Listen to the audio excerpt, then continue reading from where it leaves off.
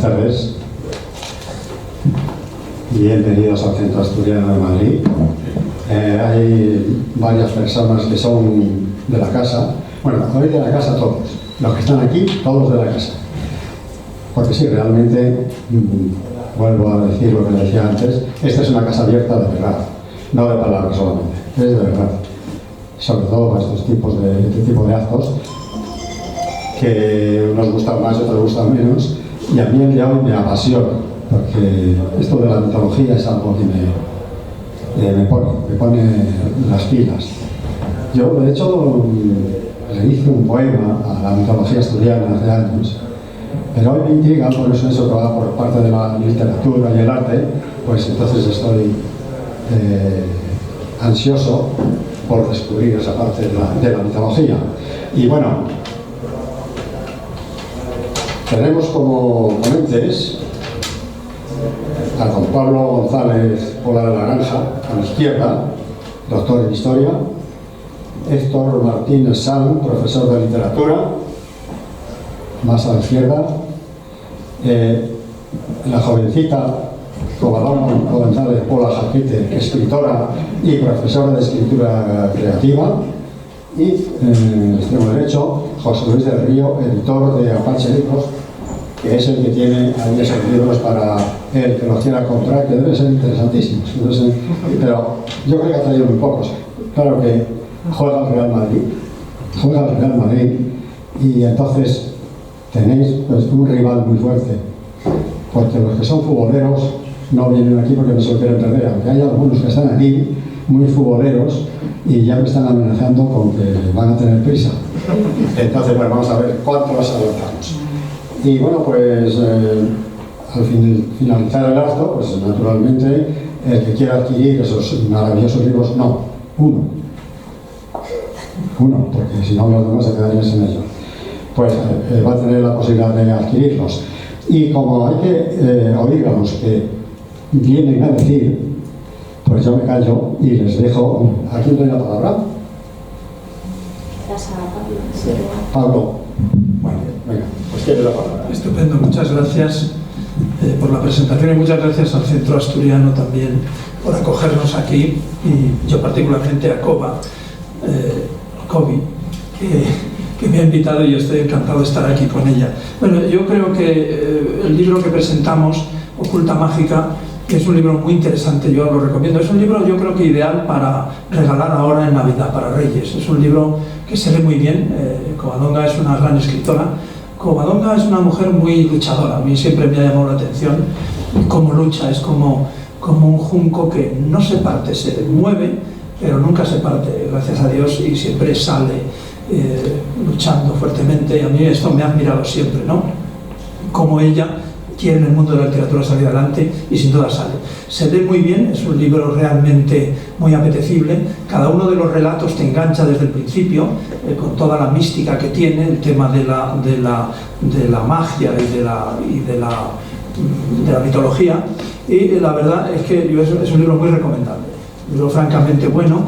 Lo que hace, aunque luego hablarán de él, es hacer un relato y luego explicar en qué se basa, en qué ser mitológico o en qué suceso de los que hay ella desarrolla, y lo que hace es de alguna forma teatralizar o hacer un relato magnífico. Como digo, tiene un estilo rapidísimo y engancha desde el primer momento, de manera que no puedes dejarlo, pero tiene la ventaja que, como son relatos, uno termina el relato y ya puedes seguir o no con otro.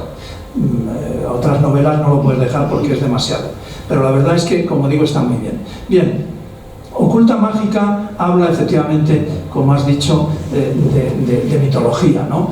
Y de la mitología asturiana es especialmente importante en España. Decía don Julio Caro Baroja, a quien conocí cuando fue director del Museo del Pueblo Español, un museo magnífico que está guardado en cajas, decía que la mitología asturiana era muy rica, y es verdad, mucho más rica que otra parte de España.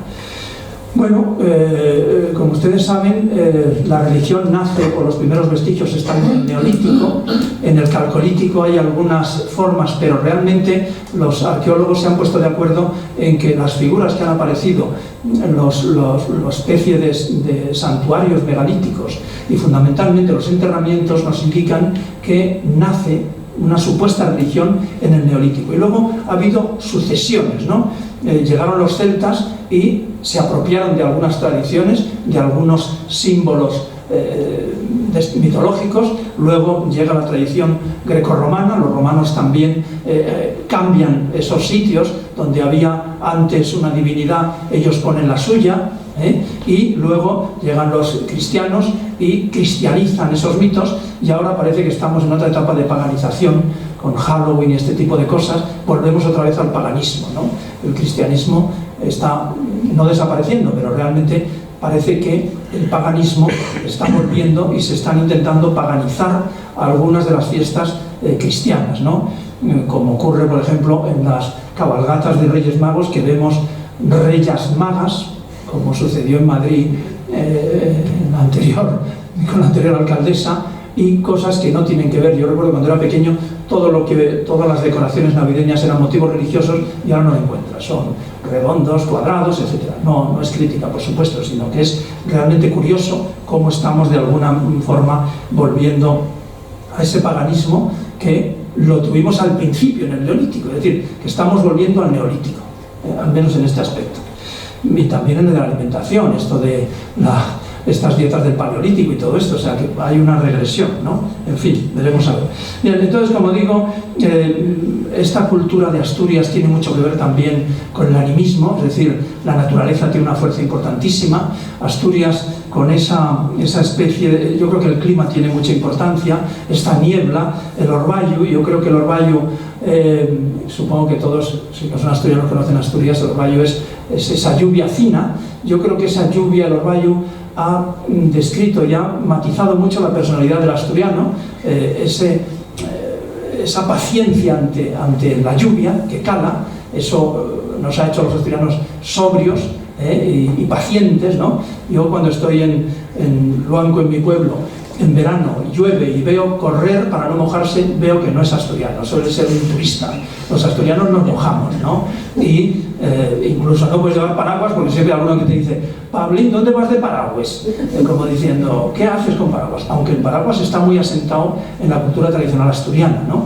Esos paraguas de caña que llevaban, que mi mujer no me deja ponérmelos en el cuello, los campesinos, lo llevaban para atrás para tener las manos libres, pero a mí no me dejan llevar. Bueno, aunque el paraguas, como no está aquí, lo puedo decir, y además bueno, está mi hermano y se lo puede decir, pero en fin, entonces, como digo, el orvallo cala y hace el carácter.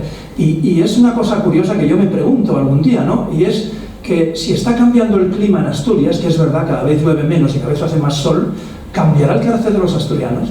Bueno, pues yo ya estoy observando, yo como etnógrafo también, historiador, me interesa mucho observar, y sí que estoy observando, y además pasó también con la pandemia, que los bares están sacando a la calle las sillas y las mesas, ¿no? Esto quiere decir que ya los chigres no eran aquellos cerrados por la lluvia, ¿no? En todo pueblo asturiano hay un bar que se llama La Cueva, y es una cueva donde ahí se refugiaba el asturiano. Ahora, como hay sol, salen. Y si salen, tengo miedo a que cambie el carácter. Y entonces nos hagamos como los andaluces, que no es por nada. Está muy bien el carácter andaluz, pero yo creo que tiene que ser sobrio. Bien. Y tiene mucho que ver con lo que hablo, que parezca que estoy más perdido que el niño Jesús. No lo estoy hablando de lo que es, en fin, esta cultura mítica y esta sobriedad que tiene el asturiano, ¿no? El libro que ha editado Apache de Covadonga, a mí me parece un libro magnífico, también por las ilustraciones que tienen. Creí que las iban a ver, pero las han estado poniendo, que es de César González Pola, como saben, un pintor asturiano clave en la escuela paisajística de obetense. Y además, aunque no lo dice el libro, no lo he visto, es abuelo de Covadonga, ¿no? Entonces, a mí esto me parece una maravilla, es como un círculo, es decir, publicar algo con el abuelo es algo que me parece emocionante. Ojalá mis nietos publiquen algo conmigo también. Esto es algo parecido a este revival que hay ahora, que se mezclan en un disco voces de gente que ha fallecido con gente de ahora, ¿no?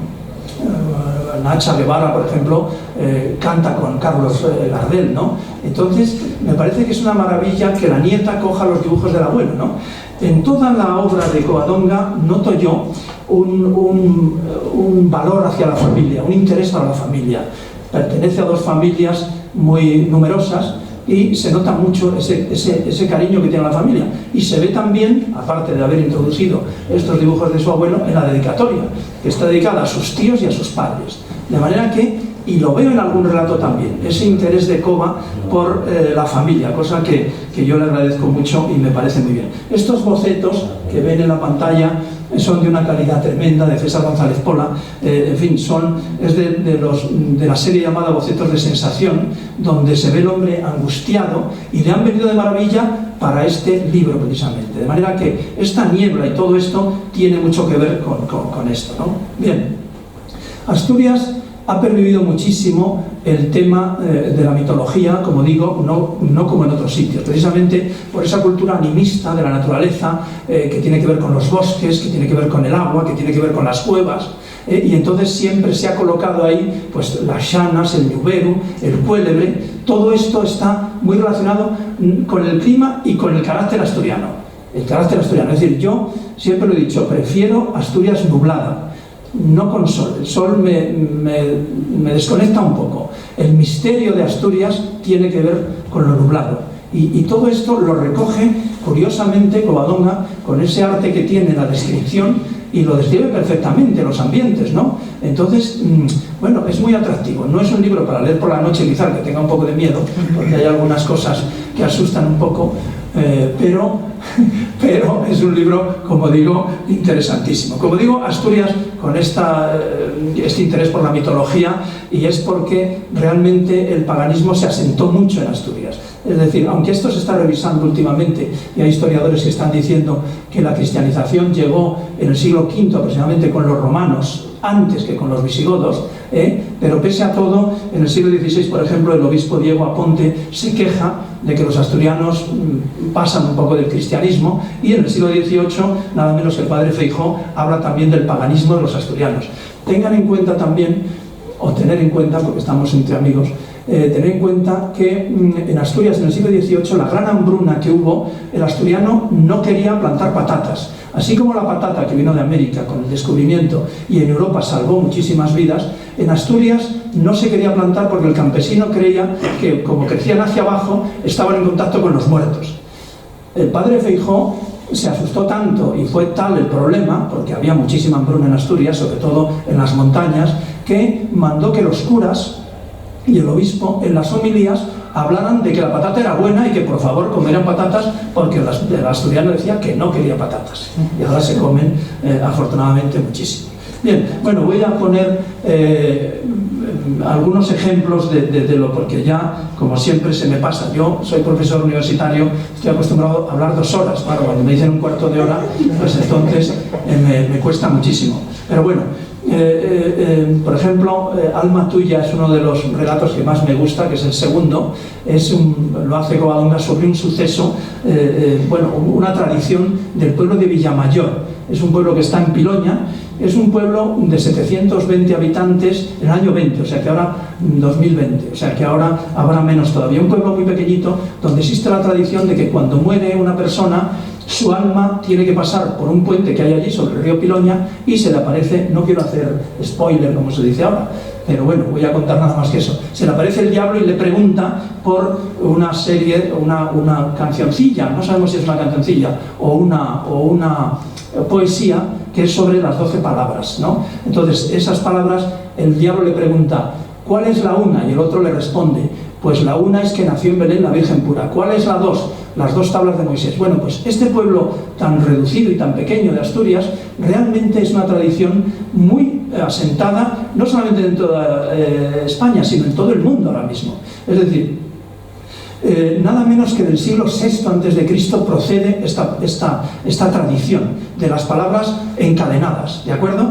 Y en España existe también, en casi toda España, por ejemplo, existe en Albacete. Voy a beber un poco porque he dicho mucho. Y hay una canción que llega a ser un villancico que me voy a permitir, como estamos entre amigos, encantarla. Entonces dice: estas 12 palabritas dichas y retorneadas, dime la una, que nació en Belén la Virgen pura. Estas 12 palabritas dichas y torneadas, dime las dos tablas de Moisés, donde Cristo nuestro Rey puso los pies. La una, que nació en Belén la Virgen pura. Así hasta 12, que no se preocupen, o no os preocupéis que no la voy a cantar. Pero es curioso cómo Cova, que no es de trabajo suyo, no es científico, esto es más para los historiadores y los etnógrafos, recoge esta tradición tan, como digo, extendida en todo el mundo.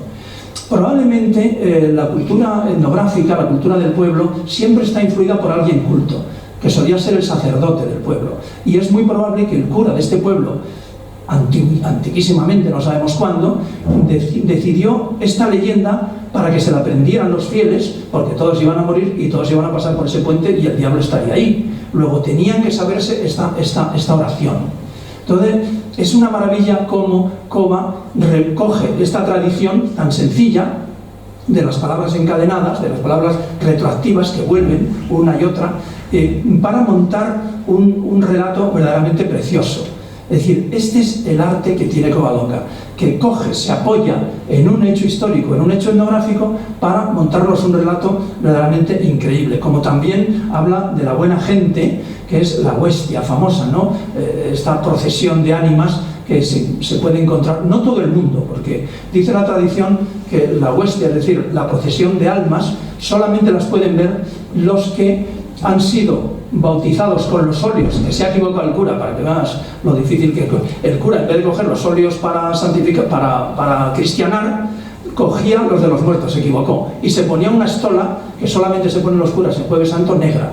Cuando un cura se equivocaba y se ponía una estola negra para bautizar a un niño, ese niño quedaba marcado ya, y era niño o niña, ahora que estamos con el tema de género, niño o niña podía tener premoniciones, ¿de acuerdo? En Asturias hay mucha gente, yo tenía una tía abuela que tenía premoniciones también, y entonces sabía cuándo se iba a morir la gente. No ignoro si el cura se puso la estola negra o no, pero realmente la huestia, yo me acuerdo cuando recogía canciones y tradiciones por ahí, en el pueblo de Manzaneda, recogí el testimonio de un señor que había visto, y me juró y me perjuró, que había visto la huestia, es decir, pasar esta hueste de ánimas en pena.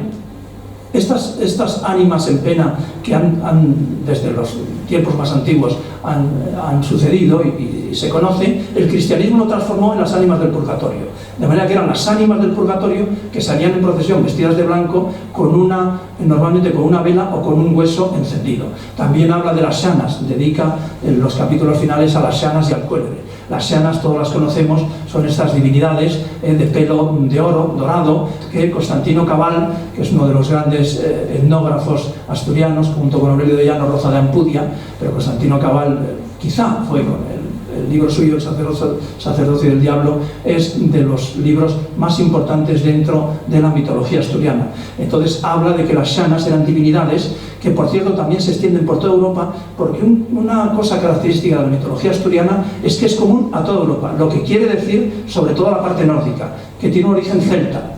Es decir, que los celtas influyeron muchísimo sobre las tradiciones que ya debieron venir desde el Neolítico, insisto, y que han ido acumulándose. Entonces, el cristianismo lo que hizo fue, donde había una cueva de xanas, poner una aparición de la Virgen o provocar algún milagro en eso, para que la gente realmente, se apoyara en un sitio o en otro.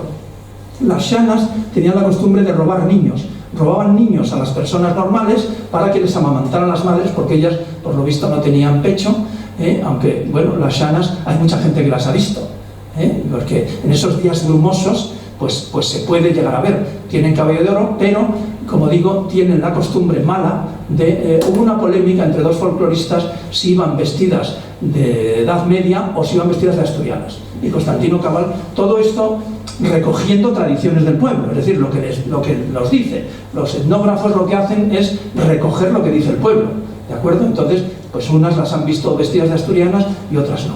Y en Laponia, por ejemplo, es exactamente lo mismo. Y ya por último, ya para acabar, y perdona que a lo mejor estoy pasando un poco de tiempo, pues el cuélebre, ¿no? El cuélebre también lo utiliza Covadonga también de una manera, como digo, magistral, junta a la Xana con el cuélebre en los dos últimos relatos, y realmente pues, es un ser mitológico que también es una especie de dragón que guarda tesoros que suelen estar en cuevas, y el cristianismo lo transformó en un dragón que mata a San Jorge, ¿no? De manera que en los capiteles románicos, cuando vemos, es muy frecuente ver la descripción, se dice San Jorge, pero no es San Jorge, es un guerrero que lucha contra un dragón. El dragón significa el mal, y el guerrero lo que nos tiene que decir, porque como sabes el románico es un arte de comunicación, lo que nos dice es la lucha del hombre contra sus propias pasiones, contra su pecado. De manera que cuando los monjes o los peregrinos veían un capitel románico con un soldado luchando contra un dragón, era el hombre contra su pecado. Y entonces, retrospectivamente, él interpretaba: ¿cuál es mi pecado? Tengo que luchar contra él. ¿De acuerdo? A mí me hubiera encantado seguir hablando, sobre todo porque hablo mucho, pero ya he cumplido el tiempo. Así que, muchas gracias por venir.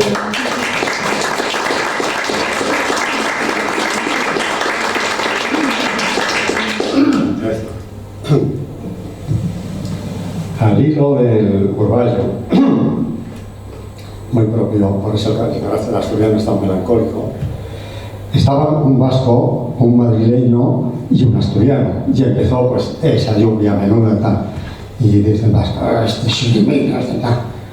Y dice el madrileño: pues en Madrid le llamamos calabobos. Y dice el asturiano: pues nosotros le llamamos urballo.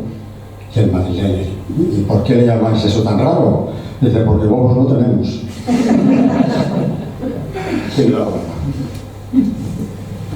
Pues justo me lo has quitado porque lo iba a comentar, que aquí lo llamamos calabobos, ¿no?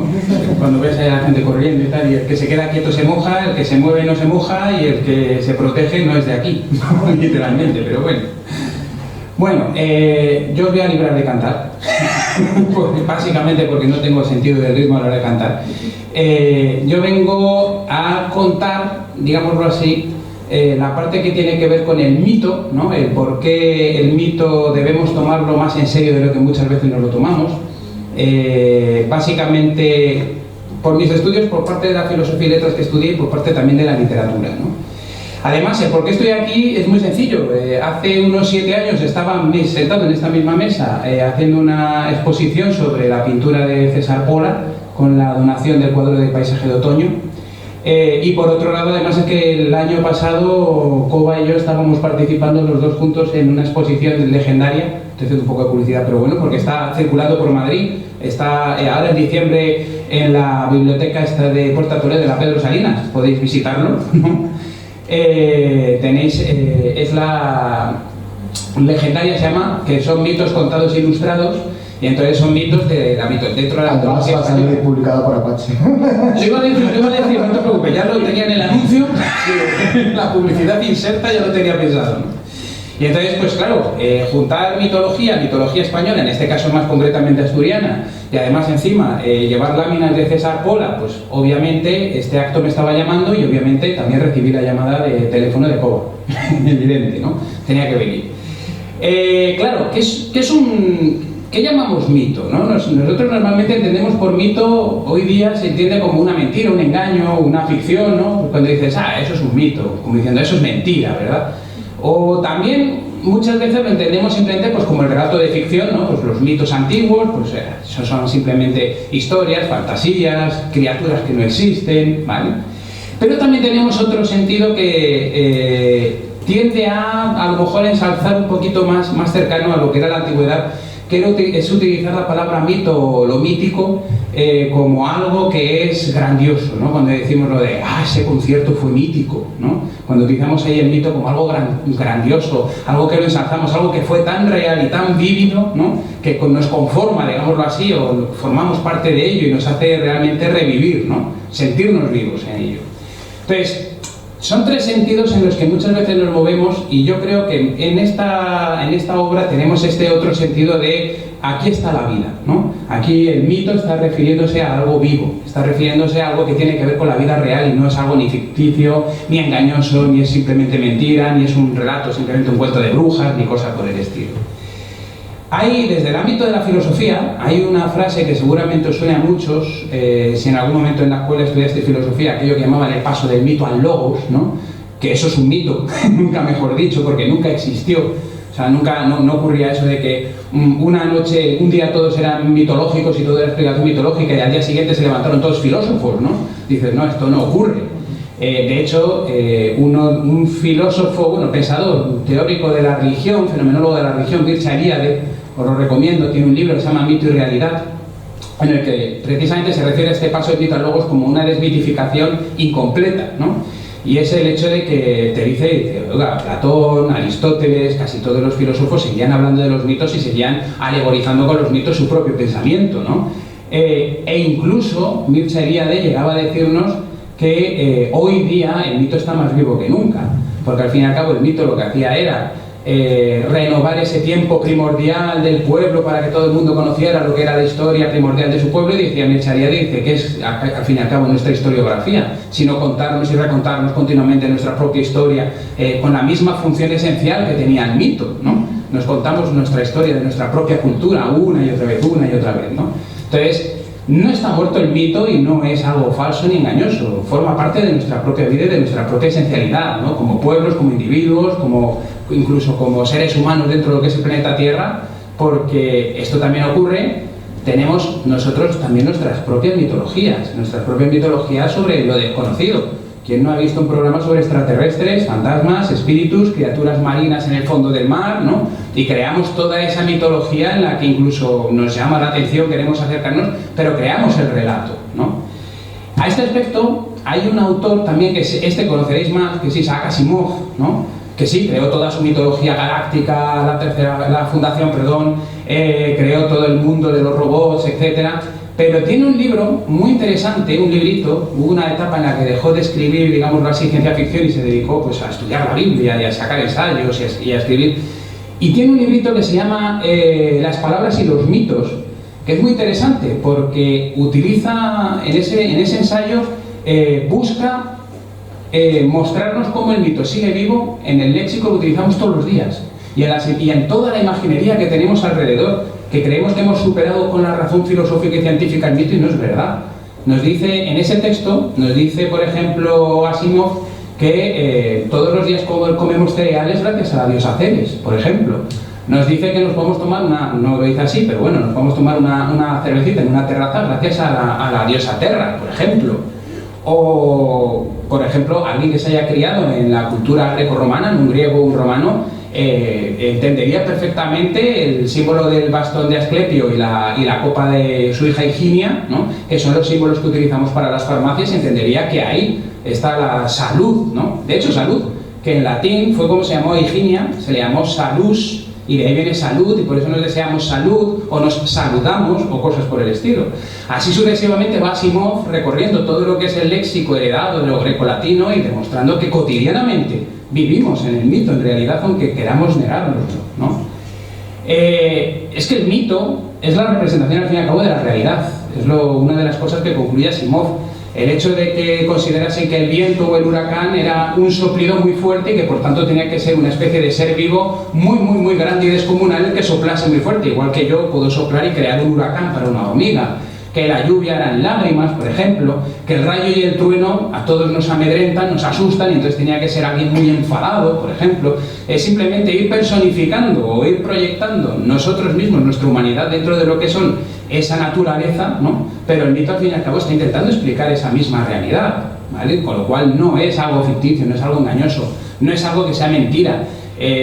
Podrían decir, esto lo decía Nietzsche, que el gran paso que se daba en realidad en el mito al logos era, por parte de Tales de Mileto, era el buscar una explicación natural a los hechos naturales y no buscar una explicación sobrenatural, no buscar una explicación que estuviera fuera de la naturaleza, ¿no? Pero incluso en ese aspecto, tú dices, oiga, no es por nada, pero todos nosotros hoy día, que nos movemos en un universo súper tecnológico, ¿sabríamos explicar cómo funcionan las cosas tecnológicas que tenemos? Para nada. Consideramos que hay una especie de sacerdotes que se llaman científicos, técnicos y demás, que tienen los conocimientos secretos que tienen sus libros y sus conocimientos, sus ceremonias, sus rituales y sus templos que son sus laboratorios y que fabrican las cosas y nosotros simplemente creemos que tienen que funcionar. Y cuando tú le das al interruptor y no se enciende la luz, dices, se acabó. Tengo que llamar al sacerdote porque yo no tengo ni idea de cómo va esto. La única diferencia, eso sí es verdad, es que nosotros, si quisiéramos, podríamos tener acceso a ese conocimiento. Es decir, ese conocimiento es abierto. No es como el conocimiento sagrado antiguo que era cerrado, era hermético, ¿vale? Pero seguimos teniendo esa misma actitud con respecto a todos estos elementos de ese científico que lo tomamos como algo muy racional, pero es él el que sabe, no yo. Yo simplemente creo en que va a funcionar, que voy a encender el teléfono móvil, que me voy a poder conectar con alguien que vive en Australia ahora mismo con mi teléfono móvil, cuando esto hace tiempo que no se podía hacer, como una especie de magia, ¿no? Pero introduciéndonos más en la ciencia, para demostrar que el mito y la ciencia conviven, ¿no? ¿Es que acaso no consideramos míticos, vamos a decirlo así, figuras míticas, grandes héroes de esta mitología científica, a gente como Newton, Kepler, Einstein, Heisenberg, Schrödinger, o incluso Oppenheimer, ¿no? Que tiene ahora Nolan la película esta larguísima, de 3 horas, pero bueno, y ahí aparecen otras figuras míticas, no los tenemos casi como si fuesen los Aquiles, ¿no? O cosas por el estilo, los tenemos mitificados. El propio Oppenheimer, de hecho, acudía al Bhagavad Gita, ¿no? Para calificarse a sí mismo después de la bomba atómica. En la película lo reflejaban, aunque dicen que es más leyenda que otra cosa, para referirse a sí mismo como el destructor de mundos, ¿no? Por ejemplo. O todos los científicos en realidad han encontrado siempre referidas sus teorías hacia la mitología, ¿no? Y siempre hemos visto que tienen nombres que refieren dentro de la ciencia, los nombres refieren a hechos mitológicos, y te cuentan siempre la historia mitológica y luego ya te cuentan lo que es el descubrimiento científico. Todos nuestros planetas de todo lo que es el sistema solar tienen nombres de dioses, por ejemplo, ¿no? Todo lo que es el sistema estelar, al fin y al cabo, se pueden relatar los mitos. Uno va siguiendo las estrellas, uno va siguiendo las distintas constelaciones y demás, y va contando los mitos que existían en la antigua Grecia mirando el cielo. Todo esto es ciencia y es mito al mismo tiempo, ¿no? Con lo cual el mito no es algo, sigo insistiendo, que sea mentira, que sea engaño, al contrario, está ahí, ¿no? Pongamos, por ejemplo, en lo que es el libro, porque Oculta Mágica hace una cosa muy interesante que precisamente ayuda a ejemplificar esto que estoy contando, y es el hecho de que por un lado te cuenta la historia, te cuenta el relato, te cuenta el mito, la leyenda, de hecho la actualiza, porque esto es lo habitual en la literatura, el ir actualizando lo que es el relato para que en el contexto actual lo puedas leer y no lo leas en un contexto medieval, porque no somos medievales ahora mismo, ¿no? Y entonces sí que hace una cosa y es contarte el relato, pero luego te viene la historia real. Luego te viene el hecho real en el que está fundamentado el relato. Pero siempre después, ¿no? En el momento tú lees el relato, sí, tal, y luego ves que dices, anda, ostras, que esto es verdad, que esto ha ocurrido, que esto es real, ¿no? Que esto que me acaban de contar no es simplemente una ficción o algo que Covadonga se ha sacado de la manga, sino que tiene un fundamento real, ¿no? Entonces, por ejemplo, el reparo en el relato de Delicias con sabor a muerte, ¿no? Que es el hecho del pueblo de Mengoyo, ¿no? Si Mengoyo era, que en 1854 se quedó aislado, ¿no? Y cuando ya pudieron acceder después, se encontraron a todo el pueblo muerto, ¿no? Y decían, ¿qué ha pasado aquí, no? Y entonces realmente pues te cuentan que si hacían era el pan, ¿no? Lo hacían con determinado grano y determinada espiga, y que había que elegir la buena espiga, el buen grano, para que no envenenarse, porque había unos con tales colores la naturaleza te advierte de que esto es malo, y con tales colores te advierte de que esto es bueno. Entonces, desde el punto de vista mítico, el malo era el que estaba cargado del diablo. Estaba cargado el diablo lo había envenenado, el diablo era el que... Y entonces si hacías pan con eso, te envenenabas y morías, ¿no? Entonces tenías que coger otros colores, porque si no, ibas a condenar a todos a muerte. ¿Qué ocurrió? Pues que se confundieron con los colores en el relato. La abuela es la que lo va recogiendo, ¿no? Y entonces pues no ve bien la mujer, y entonces coge colores un poco que son confusos, ¿no? Y entonces efectivamente terminan haciendo el pan y terminan envenenando a todo el pueblo. ¿Vale? Entonces, ¿es el diablo? ¿O es la ciencia que efectivamente te está diciendo es que esa planta es venenosa, ¿no? Dices, bueno, al fin y al cabo están contando el mismo hecho, están contando el mismo relato, sea veneno, sea el diablo, ¿no? Por ejemplo, la Dama Negra de Gijón también lo cuenta, lo que puedan ser probablemente hechos trágicos de abandonos de bebés que mueren. Sin embargo, pues sí, se termina creando esa historia de, bueno, un bebé no puede morir, un bebé hay que cuidarlo, y entonces esto hay que se abandone, entonces al final pues se crea una especie de rito de la Dama Negra. Sí, se vio una mujer vestida de negro a la que iba el bebé, que estaba cerca, y luego ya encontrar el bebé ahí muerto, entonces empieza a crear todo el relato. y en realidad son bebés muertos, son bebés abandonados muy probablemente, ¿no? Tienes el hecho real. O lo mencionabas, la Huestia, que esto es fabuloso, porque la Huestia es un relato que es que lo puedes recorrer por toda España. Lo tienes en la mal llamada, como dicen, Santa Compaña, porque de Santa tiene poco, en Galicia, lo tienes en la Estadea, lo tienes en la Estantigua, en el cortejo de gente de muerti, que son en Extremadura, que son simplemente procesiones nocturnas o al alba, ¿no? De pena, almas en pena, que van buscando al siguiente muerto, literalmente, y que al fin y al cabo es la realidad funeraria del memento mori, es simplemente una manera de recordarnos a nosotros mismos, oye, no te creas inmortal, o no te creas que vas a vivir la vida aquí tranquilamente sin pensar la muerte, piensa que tienes la muerte ahí, que es un sello que tienes ya garantizado desde que has nacido, ¿no? Entonces, son relatos que te recuerdan esa realidad y que la tenemos ahí como muy viva, aunque hablemos de la muerte, pero muy viva, ¿vale? Que recorren toda la geografía española como tal, como mitos, ¿no? Luego, mencionando las láminas de César Pola, encajan muy bien, decía Pablo, encajan muy bien las elegidas efectivamente del boceto de sensaciones, porque César Pola, y yo lo dije en su momento y también lo decía Rosa María García Quirós, defendía que el espíritu con el que pintaba César Pola era fundamentalmente romántico y simbolista incluso, ¿no? Yo llegaba a decir, me cito a mí mismo, sé que suena mal, pero bueno, decía, es clásico cuando percibimos en sus retratos, ¿no?, en grandes paisajes la importancia de la exquisita luz, es romántico cuando se introduce en playas con apagados ecos de Turner, fantasmagóricos bosques, tétricos árboles, en atmósferas neblinosas, nubladas, tormentosas, en la sequedad de la hoja muerta, transita los caminos de la tonalidad oscura, sirvienta de los interiores más recónditos de la mente humana, es clásico en la serenidad y es romántico en la subjetividad de la mirada. Y Rosa María García Quirós decía, más breve que yo y menos literariamente que yo, es un romántico en el espíritu y es un simbolista en su intención. Entonces, las pinturas escogidas efectivamente encajan perfectamente porque van utilizando ese, que también lo ha mencionado Pablo, ese animismo de la naturaleza. El hecho de que tú te insertas en la naturaleza y la naturaleza parece tener ánima, parece tener ese alma que se vivifica, que se personifica y que entonces puede ocurrir de todo cuando te insertas en ese bosque, en esa niebla, o bajo esa lluvia o cosas por el estilo, ¿no? Entonces, claro, evidentemente pues no podía faltar en esta obra, y creo que es un valor añadido, las láminas de César Pola para acompañar estos relatos de la mitología astur. Poco más que decir. Muchas gracias.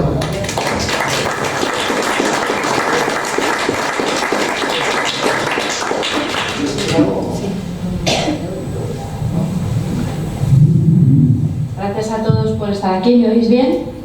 Vale, bien. Bueno, en primer lugar, gracias al Centro Asturiano, gracias a los ponentes, a los asistentes, gracias a Panche Libros por haber apostado por este libro, que nunca me habían dicho que sí tan rápido una propuesta literaria. Tengo la suerte de que José además es un buen amigo y creo que tiene buen ojo para los libros.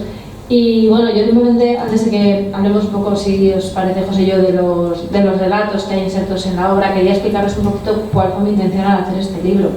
Y es que a mí siempre me han fascinado pues, esos compendios de mitología asturiana, cuando con esa neblina, ¿no?, y ese orvallo que comentaba antes Pablo, que además me hace gracia porque me ha traído un recuerdo de este verano muy curioso, que es lo que dice un poco él del tema de las terrazas, ¿no?, que es que estaba con una agente literaria que lleva temas de audiolibros y bueno, vamos a tomarnos un refresco, tal.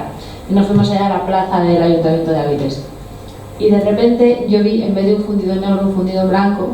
De repente oí cómo saltaba mi botella de Aquarius, se estrellaba contra el suelo y resulta que me habían puesto un pequeño pincho con un trocito de lomo y era una gaviota que había cogido y había roto todo. Bueno, pues que intentó venir luego otra gaviota, uno se le cayó un plato, bueno, fue aquello desastroso.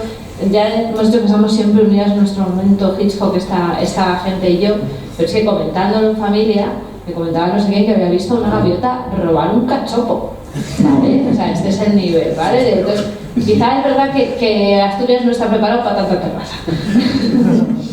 Entonces, bueno, sí que es verdad que el espíritu ese que tienen estas historias tiene mucho más, como comentabais, de esa parte celta. Quizá también, al final tenemos una parte de nuestra cultura que también es muy grecolatina, muy de los romanos, y los romanos acostumbran también a incorporar mucho los mitos, ¿no? Entonces, al final, pues estamos otra vez reincorporando, ¿no? Quizá esa parte pagana, como mencionaba Pablo. Y bueno, yo lo que siempre me apetecía echarme encima cuando veía en las librerías eran esos libros de mitología, pues que te contaban, pues el cuélebre, no sé qué, las sianas son estas criaturas que viven en las fuentes, así, ¿no? Pues un poco todos.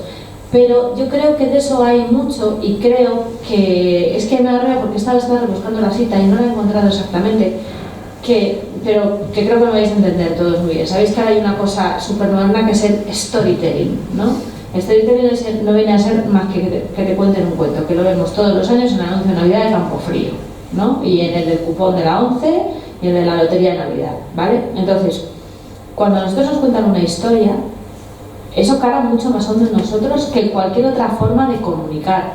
Con lo cual, si queremos que algo que nos resulte interesante, como en este caso es la mitología asturiana y también esa parte un poquito de crónica negra, que es la parte de oculta, ¿no? Pues esa oculta y mágica, pues lo que necesitamos es cuentos que precisamente nos hablen de estas cosas. Y luego sí, ese añadido de, bueno, de este cuento que te he contado, este cuento se basa en estas historias. Hay un pequeño guiño que os lo voy a contar porque por ahora nadie lo ha pillado, pero lo entiendo porque es lógico. Hay dos cuentos, que es el del pan, el de Mengollo, y el del hombre del vestíbulo, que el hombre del vestíbulo es una leyenda familiar, es una leyenda de un palacio en el que vivió mi abuelo de niño y luego también durante un tiempo mi tío, la que era un palacio que era de mi tatarabuelo, tenía un vestíbulo y el hombre del vestíbulo, bueno, pues es una persona que estaba en el vestíbulo y hubo un momento, digamos, que hubo que llamar a un cura porque había un señor allí en el vestíbulo que aparecía y desaparecía y no se sabía muy bien qué pasaba con él y acabaron llamándole el hombre del vestíbulo.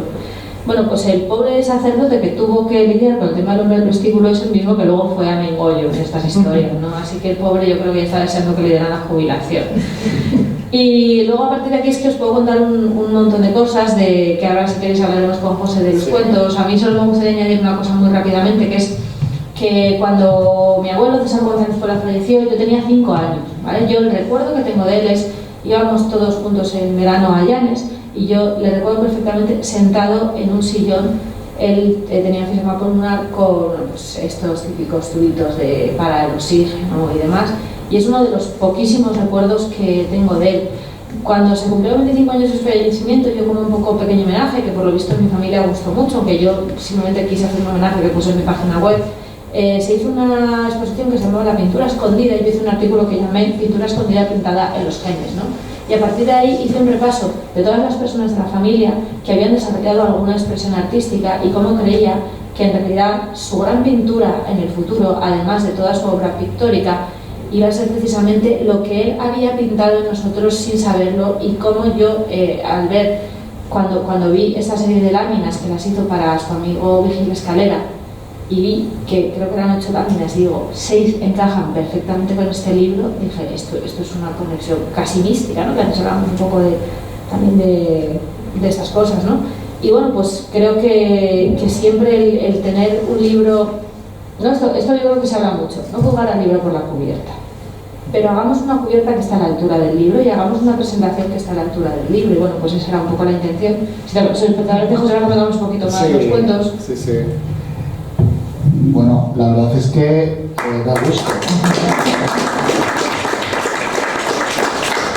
Da gusto, primero, tener unos ponentes que primero que se hayan leído el libro, lo cual ya es un punto a vuestro favor, porque no muchos ponentes pueden decir lo mismo. Y luego, además, que se lo hayan leído tan en profundidad, ¿no? Y que hayan hecho este análisis tan somero, ¿no? Y tan increíble, ¿no? Que han hecho sobre la mitología, el monomito, etcétera, ¿no? Y un montón de cosas. Lo que yo hablábamos antes, off the record, como suelen decir, antes de la presentación, es por qué este interés, ¿no? por el folclore, por qué este interés, ¿no? por este revival, ¿no? de las leyendas y todo esto, ¿no? Ahora mismo casi han salido como 5 o 6 libros de repente sobre el tema de las hadas, un montón de cosas, ¿no? Y yo creo que es por la crisis de identidad, ¿no? que sufrimos, que no sabemos dónde estamos, no sabemos quiénes somos y queremos aferrarnos a algo que nos haga reivindicar una identidad, ¿no? Si tengo una gota de sangre vasca, ya me lo considero vasco, ya voy a investigar sobre esta cultura, etcétera, ¿no? Igual que yo creo que este es uno de las claves, ¿no? del libro de Covadonga. La reivindicación de un origen, ¿no? En este caso evidente, ¿sabes? Y la reivindicación de unos mitos y unas leyendas que vienen de una tierra que adoramos, ¿no? También habéis hablado mucho, yo estaba tomando aquí notas muy dispares sobre las sanas que se llevaban a los bebés y los amamantaban y todo esto. Ahora mismo estaba haciéndome una reflexión porque Víctor Lavalle, en su último libro, Víctor Lavalle es un escritor norteamericano que ahora mismo ha sacado una serie de televisión que plantea ese mismo mito desde el punto de vista de las hadas, que secuestraron a los niños para llevárselos a alimentarlos y criarlos, ¿no? Creo que también es una de las cosas que vamos a tener, que tenemos que tener en cuenta cuando leamos el libro de Covadonga. Hay muchos mitos que nos van a sonar de otras partes de España, pero es porque yo creo que los mitos son universales. Y se habla del monomito, que es de donde salen todos los mitos y que se repiten a lo largo de la historia, ¿no? Luego también estábamos hablando de la creación de mitos, tú hablabas de la creación de nuevos mitos. Ahora, a escasamente kilómetro y medio, tenemos un templo donde se están creando unos mitos y donde están saliendo los nuevos dioses a pegarle patadas a un balón, por ejemplo, ¿no? Pero yo reivindico más, por ejemplo, American Gods de Neil Gaiman, en la que él asumía que los dioses que hay ahora son Marilyn Monroe, son un montón de actores que salen en la televisión. Esos son los nuevos dioses y los nuevos mitos, ¿no? que hay en nuestro contexto, ¿no? universal. Hay un montón de cosas que te preguntaría, pero es que ya casi hemos hablado de todo, ¿no? Pero yo voy a seguir indagando un poquito más sobre tu libro. Primero, cuando lo concebimos como una división oculta y mágica. Vamos aunque muchos de nosotros lo hemos leído, ¿puedes hacer por qué hiciste esta división? Bueno, la primera vez que esbocé, ¿no? Pues el primer borrador de este libro lo estuve hablando con un periodista de la Nueva España que le interesan mucho estos temas, él estaba en la sección de cultura, y entonces me dijo, es que yo veo claramente dos tipos de historias, las oscuras, digamos, o sea, vamos a ver, no voy a decir que una siana sea siempre luminosa, porque la siana, por ejemplo, siempre está dentro de aquello de lo terrible y lo maravilloso, ¿no? Es una criatura muy bella, pero también es una criatura que te puede robar a tu bebé, que tampoco se anda con chiquitas, ¿no? Pero sí hay algunas que están incluso a veces documentadas. Por ejemplo, el tema que hablábamos de la dama de negro de Gijón es un tema como documentado, en que aparece un niño muerto en la playa y los niños decían que lo había dejado ahí una dama vestida de negro. El vampiro de Avilés es un señor que en la biblioteca, como lo secuestraron, lo detuvieron después de haberle bebido la sangre a un niño, y como en el traslado para juzgarle se fugó y nunca más se volvió a saber de él, ¿no? Luego, pues, por ejemplo, la historia del hombre del vestíbulo es una historia familiar documentada, pero que quizá trata más el tema del fantasma, o las casas encantadas, que aunque la más conocida es la de la Casa Miedo del Rayán, pero yo quería también que estuviera representada un poco toda la geografía asturiana, y esto es más la zona de la cuenca minera, ¿no? Y claro, cuando empiezas a indagar un poquito en eso, te das cuenta de que esta es la casa encantada más conocida, pero que hay un montón de casas encantadas, ¿no? Entonces también hacer un poco de homenaje a esto. Y luego está la parte en la que ya directamente te vas a la naturaleza y te desvinculas prácticamente del todo de lo que es la ciudad, ¿no? Quizá tienes pequeñas poblaciones. Yo rindo homenaje también a una población muy pequeña que se llama Busindre, que es de la que era el origen de mi abuelo materno, Ezequiel Jaquete. Jaquete es un apellido muy típico de Luarca también, ¿no? y de toda esa zona, pero bueno, es un apellido también vaqueiro. Y bueno, era un grupo de gente que, de entre todos los orígenes que se supone que pueden tener, que si eran moriscos y tal, yo me quedo con el de que eran celtas, quizá porque a mí me gusta hacer cosas como tener un pelo pelirrojo, y ese rollo, esa estética, pues me parece interesante. También como hablábamos antes, ¿no? De cómo esa influencia celta, etcétera. Pero al final eran un grupo que, precisamente por ser diferentes y porque no tenía señor feudal al que pagar impuestos, pues estaban excomulgados, tenían un límite en la iglesia al que podían llegar, les enterraban siempre con una cruz mala, no podían ponerles una cruz de plata. Incluso yo recuerdo que mi abuelo nos decía, fijaos qué tontería, pero yo recuerdo que cuando era pequeña se hacían unos bailes en el colegio y el chico que bailaba, porque me tocaba mi bailar, se llamaba Diego, y mi abuelo, ¡qué horror, Diego, por favor! Había un tal Diego no sé qué que había propuesto castrar a los vaqueiros. Dice, madre, amor hermoso, ¿no? Entonces eso ya son historias muy rurales, ¿no? Entonces, bueno, dentro de que esto sería directamente, podríamos añadir, si hubiéramos contado la historia de castrarlos, oculta, mágica y gore, ¿no? Pero que esto ya es de poblaciones muy pequeñas, de lo que se habla es de cómo se celebra allí la noche de San Juan, qué hechizos hay que realizan para protegerse de las brujas, etcétera. Y todo eso ya es más una naturaleza que incluso a veces en Asturias, aunque a nosotros nos parece tan maravillosa, también a veces sentimos que se está incluso comiendo las pocas poblaciones que quedan, ¿no? Y que casi están al límite de desaparecer muchas de ellas. Entonces, por eso quiero hacer esta separación, ¿no? Lo mágico de la naturaleza frente a aquello que es quizá más oscuro y que está más vinculado a la ciudad, a la hemeroteca, a casos más documentados. Bueno, Asturias desde hace poco estaba muy aislada, ¿no? Tenía geográficamente, ¿no? por todas las montañas y todo esto. Ahora ya no, por el AVE ya lo tenemos dentro de nada, ya en 4 horitas. No menos de 4 horitas ya estamos en Gijón. Se inaugura hoy. Y entonces todo esto nos ha llevado, ¿no? a que tenga una serie de particularidades, ¿no? La que yo destacaría primero la geografía, el clima y las costumbres, ¿no? También, que han tenido que ver mucho, todas estas costumbres han llevado a que sea un pueblo muy aislado y que tenga unos ciertos ritos. ¿Tú has analizado algún tipo de costumbres o que nos puedas contar? Bueno, a ver, es que la primera que me viene a la mente es la que hemos mencionado antes de las 12 palabras de la fe, ¿no? Que como nos decía Pablo, sucede en más lugares. Pero sí que los ritos que yo más he analizado son precisamente los que utilizan los vaqueiros, ¿no? Para la celebración de su fiesta de San Juan, que para ellos es de lo más importante.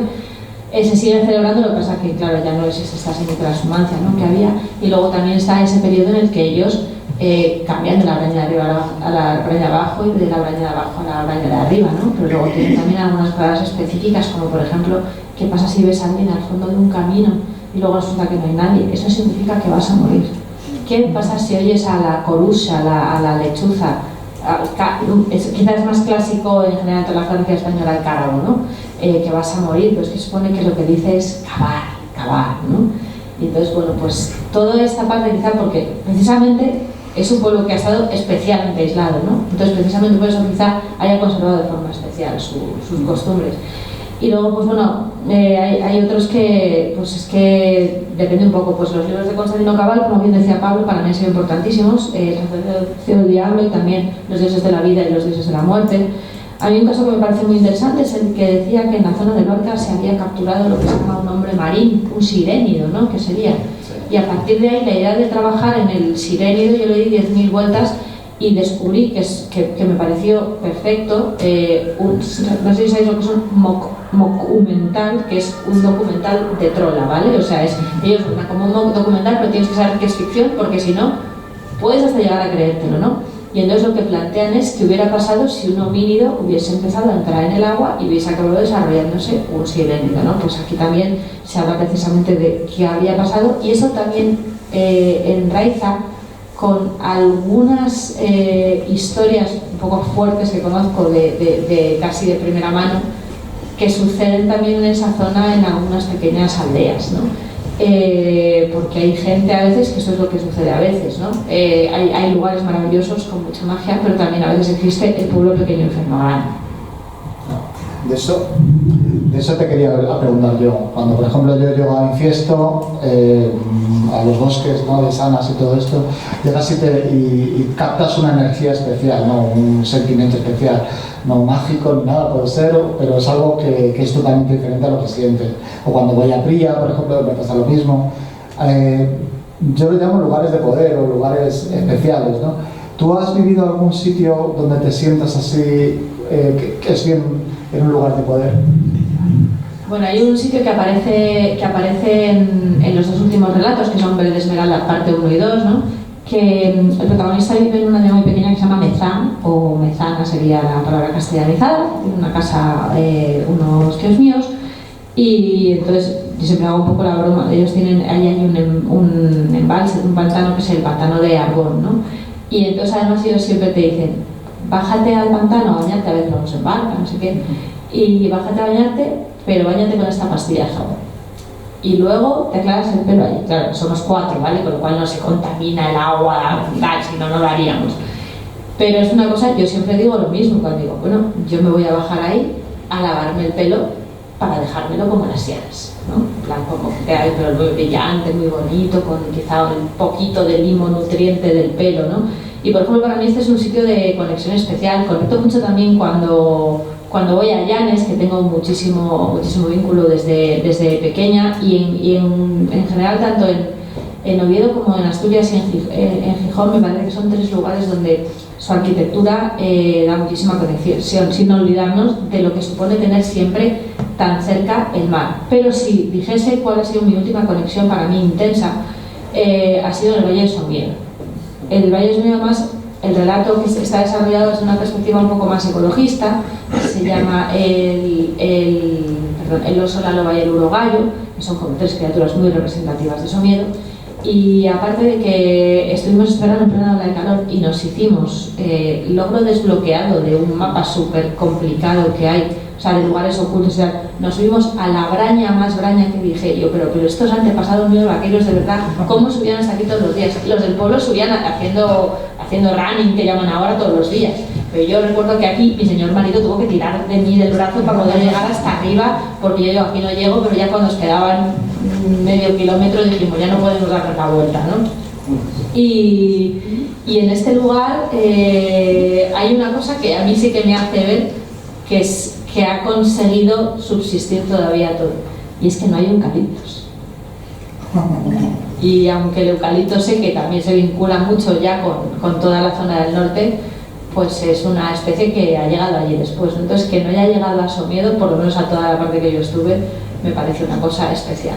No hicimos avistamiento de osos, no nos daba tampoco mucho tiempo, y verano no es el mejor momento, pero a ver si esa primavera podemos repetir. Yo creo que, no sé si estás de acuerdo conmigo, que se pueden distinguir entre dos Asturias, digamos. O sea, la Asturias, digamos, de ciudades grandes, donde ha crecido la alta burguesía, donde hay casas de indianos y todo esto, ¿no? Y los pueblecitos, ¿no?, que cada vez más se van despoblando.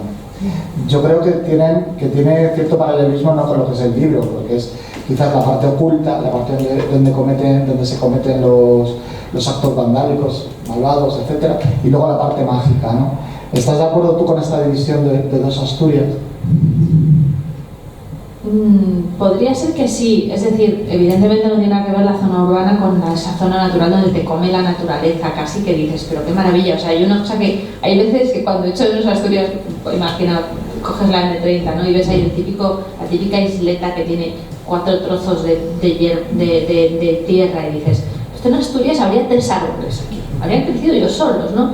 Y se echa un poco en falta, ¿no? Entonces, en Asturias la naturaleza crece donde le da la gana, yo es la sensación que tengo, pero sí que es verdad que es distinto según el lugar en el que vivas. Y luego también hay una parte que yo he tocado de una forma, porque claro, esto está más centrado en mitología, hechos paranormales, etcétera, pero que a mí me parece importante también que se trabaje bastante, y que quizá está un poco entre medias, que es la de la cuenca minera, ¿no?, que tiene un componente social también muy importante, del que a veces nos olvidamos. Quizá, por ejemplo, en la ciudad de Avilés también se puede hablar un poco de esto, que ha sido una ciudad muy industrial, que ahora quizás se ha reinventado, ¿no? Y entonces digamos que quizá yo ahí dividiría las 3 Asturias, la Asturias un poco señorial, la Asturias del campo y la Asturias obrera. Casi no nos están dejando Asturias, porque con tanta carretera yo creo que es el sitio de España con más carreteras por kilómetro cuadrado, porque nos están destrozando a base de autopistas, trenes, bueno, etcétera, ¿no? Lo cual es inevitable también, porque los medios de comunicación son lo que dan de comer un poco también. a la zona. El turismo es muy importante, pero también creo que el turismo, no sé si estarás de acuerdo, se está cargando un poco todo lo que es la esencia, ¿no?, de Asturias. Pues a ver, últimamente salen pues, encuestas y tal, ¿no?, que dicen que desde la pandemia, ¿no?, que la gente empezó a pensar, bueno, hay que hacer otro tipo de turismo porque no podemos irnos tanto a bares de copas a tomar mojitos, bueno, etcétera, resorts y todos estos temas, que cada uno hace sus vacaciones como quiere. Pues la gente pensó, vamos a hacer un turismo más como de menos proximidad los unos con los otros y que quizá pensaba, bueno, pues actividades de excursiones, culturalizajes y tal. Y ahora Asturias se ha convertido en el destino favorito para viajar de los españoles. Digo, jolín, pues ya, o sea, por una parte de jolín, ya ahora que os daréis cuenta, y por otra parte piensas, mierda, ya se han dado cuenta, ¿no? Porque, perdón por el taco, pero que quiero decir que me parece maravilloso que la gente lo disfrute, pero por otra parte hay veces que ves una masificación bestial. Nosotros que vamos, por ejemplo, aparte de, ya sabes que vamos todos los años, que tú también vas al Festival Celsius de Avilés, a principios de julio vamos a Ribadesella y siempre acabamos en el mismo chiringuito con bueno, que lo regenta un chaval que tiene mucho interés por la literatura, va también John Bilbao, que no sé si lo conoceréis, es un autor que tiene residencia en Ribadesella que también vale mucho la pena leer, ¿no? Y dice, si es que no he parado hasta febrero. Dice, es que está Ribadesella todos los fines de semana y entre semana y de todo. Dice, voy perdiendo tallas y tallas de ropa y no hago nada más que, pero porque no para de trabajar, que un día morirá de éxito el muchacho, espero que no. Pero que dices, ¿qué cantidad de gente va? Que antes quizá no iba tanta, salvo quizá ciertos lugares que sí que los tienes más identificados. Por ejemplo, Luanco, que suele ser uno de los primeros lugares donde abre, ¿no? Este parece que va a abrir, la frase parece que va a abrir en Asturias, yo creo que la decimos todos los días, entonces salíamos a anular, ¿no? Entonces, no sé hasta qué punto, a ver, yo creo que es un lugar que es bueno que se conozca, pero como siempre, pues a veces comentábamos, antes que veníamos para acá y habíamos cogido un taxi y tal, es que es imposible llegar al centro porque hay una turistificación bestial, ¿no? Entonces hay que intentar encontrar ese equilibrio entre el turismo y la calidad de vida de la gente local. Bueno, yo quiero preguntarte una pregunta que más bien es para poder comercializar el libro, ya que somos los editores. Es ¿a quién va dirigido este libro? ¿Quién podría comprar? ¿Quién crees que es el público ideal, ¿no?, para este libro? Bueno, pues ahora que Asturias es el destino favorito para viajar, espero que todos. Pero yo creo que cualquier persona que vaya a Asturias es inevitable que se enamore de ella, y esto es una forma de seguir manteniendo ese romance con Asturias. A mí una cosa que me gusta mucho es que cuando he leído un libro que me ha gustado mucho y que transcurre en un lugar donde yo no haya estado, si puedo, me voy al sitio con el libro y pienso, pues me gustaría estar en el sitio donde transcurrió este cuento o esta parte de esta novela y demás. Entonces creo que al ser muy representativo de buena parte de la geografía de Asturias, invita mucho también a utilizarlo como una pequeña guía de la mitología que tenemos en un lugar tan rico como es Asturias. A ver, si solo sois de novela, pues quizá no sea lo ideal, pero yo creo que una cosa buena de un libro de cuentos, de relatos, es que dices, bueno, pues hoy me leo 2, mañana me leo otros 2 o 3. Yo no recomiendo leer los libros de relatos del tirón, porque no retienes igual, pero leer un par cada día, o si no, aunque ahora el tren tardará 1 hora y media menos, me parece, pero sigue siendo 3 horas y media, queda para leer unos cuantos cuentos también. Bueno, hemos hablado mucho, todos los ponentes, y ahora es vuestro turno. Si queréis hacerle una pregunta a Covadonga, alguna pregunta sobre Asturias o alguno de los ponentes, es vuestro turno. Creo que Cristina tenía algo que preguntar. ¿Quién, yo? Sí. ¿No? ¿Cuál es tu relato favorito de los que has escrito? Bueno, me gusta mucho El hombre del vestíbulo por el vínculo familiar, evidentemente. Me gusta mucho El hombre marín porque, como os decía, este periodista que fue el primero que lo leyó me dijo que era su relato favorito. Pero los 2 últimos relatos que he escrito, quizá porque los tengo más recientes, tengo una conexión más especial con ellos. Uno es el de Somiedo, que, como os decía, el oso, la loba y el urogallo, ¿no?, que son 3 personas que son avatares de un oso, una loba y un urogallo, y que solamente aparecen cuando su miedo está en peligro y necesita ser protegido, ¿vale? Esto no es una cosa mitológica que exista, es que yo creo que esas criaturas seguramente están deseando que las protejan. Son todos los urogallos que últimamente tienen bastantes problemas para reproducirse, que lo sepáis. Hay que apoyar la reproducción del urogallo, ¿vale? Nuestros pobrecitos tienen zonas muy aisladas, entonces no se encuentran entre ellos y van a necesitar un Tinder de urogallos, y pues pobrecitos míos, ¿no? Y luego, es verdad que se me acaba de ir con el otro que estaba diciendo. El de... Es que estoy aquí todos.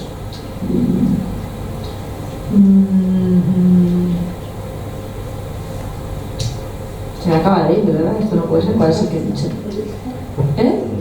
El hombre de Marín, bueno, el de Marín. El hombre marín, bueno, el hombre marín precisamente porque intenté trabajar la idea de una sirena, pero que no fuera la típica sirena tipo la sirenita o la del chiste de los gallegos, que lo sabréis todos y que, bueno, a mí me parece, no voy a hacer un sistema machista aquí, no pega mucho. Estamos hablando de cosas muy elevadas, ¿no? Ah, sí, la casa de miedo del Rayán. Las casas de encantadas a mí me dan pavor, ¿vale? Entonces yo necesitaba escribir a plena luz del día y que hubiera gente cerca, porque si no lo pasaba mal, ¿no? Pero sí que mientras lo estaba escribiendo había estado escuchando una versión de radioficción de un programa que me gusta mucho, que se llama Hablas Miedo, y que, bueno, pues hay una autora inglesa que se llama Charlotte Rieder, que si no recuerdo mal es de la época victoriana, que tiene un cuento que se llama La vieja señora Jones. Y la vieja señora Jones, bueno, pues es una historia de, pues, una casa donde hay también un encantamiento, ¿no? Porque el encantamiento en sí de la casa del Rayán me parecía muy específico y quería hacer algo un poco más genérico de diferentes casas. Entonces aproveché también, pues, para contar una historia que quizá en algunas cosas tristemente siga siendo bastante actual. Y bueno, no os destripo nada, pero bueno, porque creo que una historia que transcurría en la cuenca minera, aunque fuera en una casa que era un poco la de, entre comillas, los señoritos de esa zona, creo que tenía que tener un componente social, ¿no? Y aunque os digo que pasé medio escribiéndolo, soy así cobardica, pues me gustó el resultado y también rendir homenaje a este cuento que desconocía y que me ha llamado mucho la atención esta autora, y creo que también siempre hay que intentar pues dar visibilidad a voces que quizá han quedado un poquito escondidas, ¿no?, en la literatura. Bueno, parece que va a empezar el fútbol. ¿Y tenéis alguna pregunta más? ¿No? Bueno, pues si queréis podéis adquirir el libro y Covadonga lo puede firmar. Y yo quiero despediros con un aplauso. Gracias.